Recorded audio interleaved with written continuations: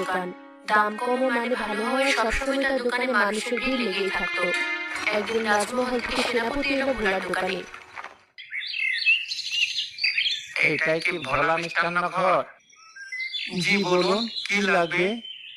রাজমহলের বিশেষ অতিথিদের নিয়ে গান বাজনার গণভোজের আয়োজন করা হয়েছে। রাজামশাই সবার মুখে শুনেছেন এই রাজ্যে তোমার বানানো মিষ্টি সবচেয়ে সেরা। তিনি ভুল শুনেছেন, শুধু এই রাজ্যে না, আশেপাশে 10 রাজ্য আমার মিষ্টি সেরা। মানুষজন দূর দূরান্ত থেকে আমার মিষ্টি খেতে আসে, কিনে নিয়ে যায়।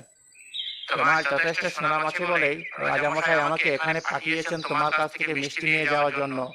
ডজনের ভেতর 50 কেজি রসমালাই দিতে হবে আমাকে। পারবে কি?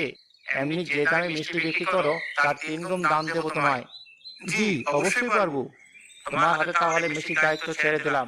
2 দিন পর ঠিক এই সময় আসবো আমি মিষ্টি নেওয়ার জন্য। সব যেন ঠিকঠাক ভাবে পাই। জি পাবেন, আমি কথা দিয়ে কথা ভঙ্গ করি না। ভোলা দিন শেষে বাড়িতে গিয়ে সব জানালো।